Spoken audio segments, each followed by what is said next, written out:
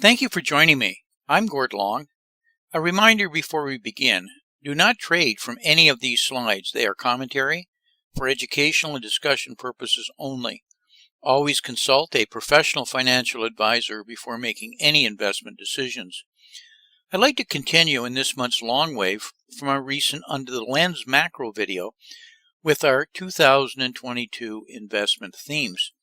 In our February Under the Lens video, we outlined our macro themes for 2022. Based on this, we clearly see some major investment opportunities in 2022. When the central banks are following policies of easy credit, expanding balance sheets, and low interest rates, markets normally rise. Like the tide coming in, all boats rise. However, when the policies are reversed, as normally occurs with a change in the business cycle, the tide goes out, and then boats normally fall with the tide. Periods of falling tides are a stock picker's market. Rising tides, on the other hand, are proven to be great for simple passive ETF index funds. 2022 is going to be about picking the right sectors and types of investment. It will require research, knowledge, and experience. This has not been required for some time, as you could buy almost any ETF and make money or simply buy the dip. In this session, we'll discuss our 2022 investment themes highlighted here in red, which build directly from our macro themes. All these investment themes can be found on the Matasi website within the three sections, that is the Strategic Investment Insight section, Triggers, or the Gordon T. Long macro section. Weakening U.S. political leadership and mounting serious geopolitical risk, we believe, will be a catalyst for troubles in the U.S. dollar and opportunities in precious metals, which have been mostly dormant in 2021. The U.S. dollar will face many of the issues we have expressed in previous videos, which includes the rapidly deteriorating U.S. twin deficits of the trade deficit and the fiscal spending deficit. The current account is also now problematic as it increasingly feels the pressure of global de-dollarization. We expect the dollar, as represented here by the Dxy, to begin falling in 2022 towards its 80-week moving average, where it will find initial support. However, further pressures in cross-currency adjustment from currencies such as the euro, we suspect will take the Dxy even lower later in the year to approximately $80. This is most likely to occur as the U.S. midterm elections cause further problems. We show the Dxy weakness here as a black dotted line on the right side, which finds support from a number of technical lines shown by converging dotted gray lines. U.S. dollar weakness has traditionally been a positive for gold denominated in dollars, since it takes more dollars to buy the same amount of gold when the dollar weakens. We see 2022 being a good year for gold, which is in a major upward trend after experiencing a consolidation over pretty well the last 18 months. We have strong technical indications of the formation of a classic cup and handles pattern in gold, which appears very close to rising to complete the pattern as shown by the dotted black line on the right in the red ellipse. A completed cup and handle pattern is very bullish for gold and suggests the long-term trend continues into 2022 and 2023. Caution, however, is warranted. Gold is understood to be well controlled by the global bullion banks and therefore prone to manipulation. Presently, though the dollar has fallen abruptly, its price has been relatively flat. This is because gold also moves with U.S. real rates. Falling U.S. real rates push precious metals higher. Real rates have recently been rising aggressively from approximately negative 1.2% to negative 0.6%, which has been almost exactly countering the weakness in the U.S. dollar. What has been pushing U.S. real rates higher has been the massive issuance of U.S. Treasury protected securities, or TIPS. The U.S. government has issued the largest amount of TIPS in history, of approximately $76 billion in just the last 3 months ending in December. To put this in perspective, this is 5% of the total outstanding amounts of TIPS in history. If this action continues, then gold could be taken lower, as shown here by the red projections. There is little doubt that the current inflation pressures the Federal Reserve is facing is causing this. We hope to go into more detail on this in an upcoming newsletter. The silver-gold ratio appears to have found longer-term support. As such, we see it rising.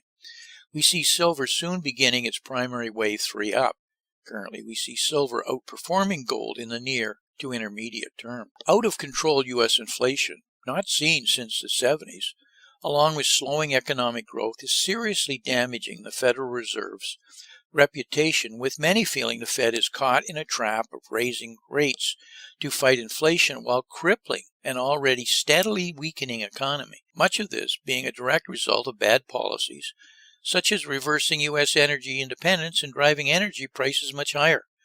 A potential recession in an era of stagflation is not something anyone has seen since also in the 70s, and having been there, it was very painful.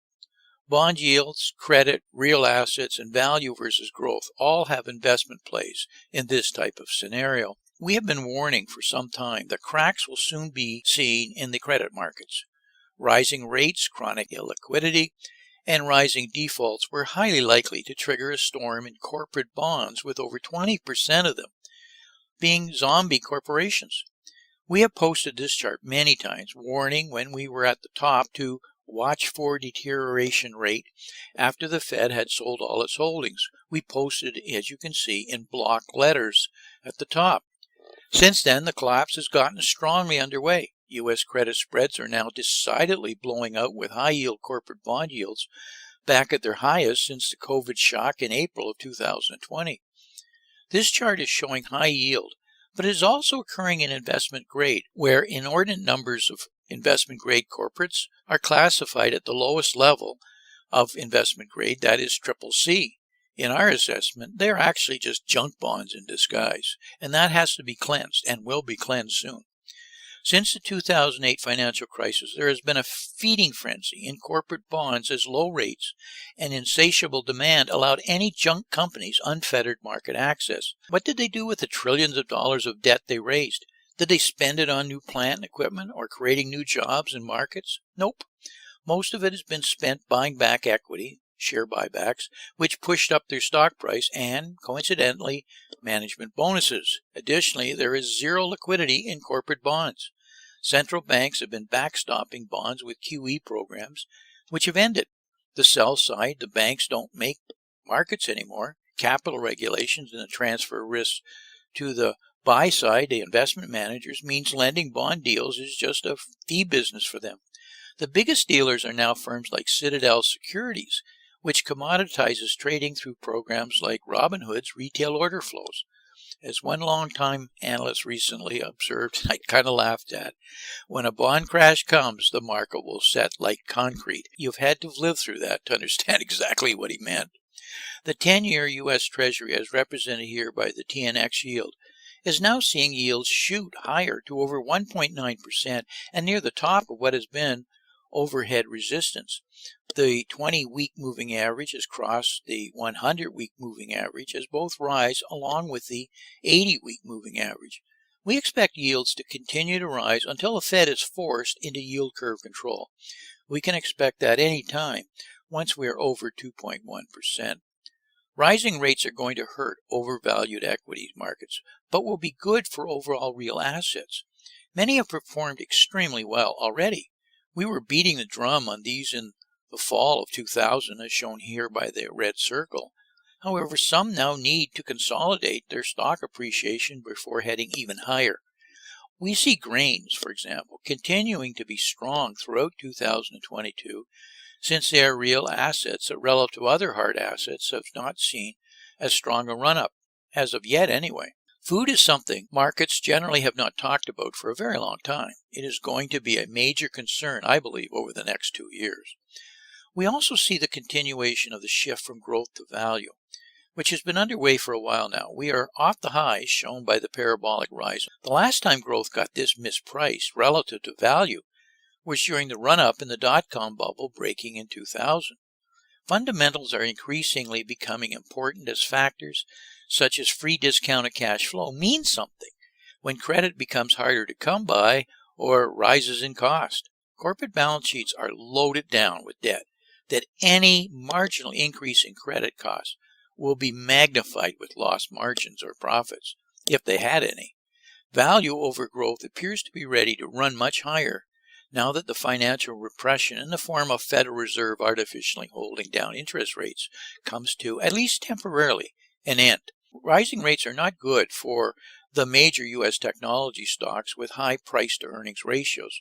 We should expect their P/E ratios to contract to reflect this and potential global economic slowing. The top 10 market capitalization stocks in the S&P 500 are highlighted here. They've been carrying the overall indexes, as we've pointed out on numerous times over the last few years. Overall, their P/E averages well in excess of 32. If they were taken out of the market's P/Es, it would be down around approximately 18. If P/Es were just to lower to 15, then it would be a major correction in the top 10, because most of the markets have already felt the pain in 2021. U.S. technology stands at peak premium, but is now being undermined by falling relative earnings. They are currently floating on air. The U.S. tech sector is seeing its support withdrawn. P/Es will soon be adjusted downwards. The Big Seven are now only beginning to feel the pain. We can expect more to go as support is substantially lower. We talked about dollar weakness earlier, but there are positives with a falling dollar. It is likely to add momentum to what we have been writing about for some time, and that is the unfolding commodity supercycle. The 30-year commodity cycle low is in, a little later than expected, but then we have never seen monetary policy like we have been witnessing over the last decade. Once we hit the lows, as we saw in 2020, and we warned of it at that time, we're off to the races, and fast. The Goldman Sachs Commodity Index is up 194% and only now testing overhead resistance. The CRB Commodity Index is up similarly and we're approaching overhead resistance. Both need to soon consolidate before moving to new highs in this long-term rising cycle. A weak dollar will only propel them higher sooner. We've spent a lot of time lately on trying to understand what the political climate change tsunami is going to mean from an investment perspective. Green bonds, trading in carbon credits, offsets, and streaming are exploding rapidly, as are green hydrogen and safe nuclear technologies. We've covered off some of these in recent newsletters and our 2020 thesis paper on the overall subject of climate change and green technologies. Despite the goal of net zero decarbonization by 2015 and a U.S. carbon-free electric generation grid by 2035, fossil fuels are not about to be jettisoned as fast as many believe or the government wants. We're presently trading in the area of approximately $100 per barrel for West Texas Intermediate crude. Like commodities in general, we can expect some consolidation ahead after coming off $10 per barrel as recently as 2020. Long term, many are expecting $150 to $200 per barrel before we achieve these decarbonization levels through green technologies. We're in that camp at Dxy.com. There is little doubt about 2022 unfolding as a volatile year for the equity markets if January is any indication. We have had to adjust our thought experiment slightly based on the degree of correction we witnessed. We've adjusted our thought experiment slightly to reflect the Q1 rally as a counter rally versus stretching for a slightly new high at 49. We now believe the intermediate top has been put in at 48.20. What can we conclude? Well, a number of things. Turmoil and instability will mean significant volatility in all markets. Inflation and slow growth will prove a major problem for the U.S. Federal Reserve. 2020 will be a stock picker's market. Discounted free cash flow and fundamentals will now matter.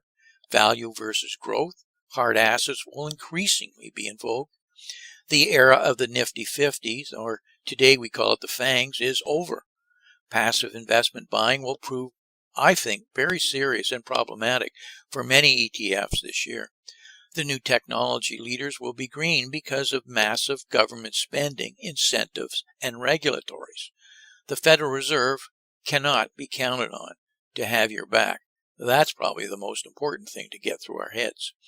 As I've always reminded you in these videos, remember, politicians and central banks will print the money to solve any and all problems until such time as no one will take that money or it is simply of no value. That day is still in the future, so take advantage of the opportunities as they currently exist. Investing is always easier when you know with relative certainty how the powers to be will be forced to react. Your chances of success go up dramatically. The powers to be are now trapped by policies of fiat currencies, unsound money, political polarization, and global policy paralysis and lack of coordination. I'd like to take a moment as a reminder, do not trade from any of these slides. They are for educational and discussion purposes only. As negative as these comments often are, there has seldom actually been a better time for investing. However, it requires careful analysis and not following what has traditionally been the true and tried approaches. Do your reading and make sure you have a knowledgeable and well-informed financial advisor. So until we talk again, may 2022 turn out to be an outstanding investment year for you and your family. And I sincerely thank you for listening.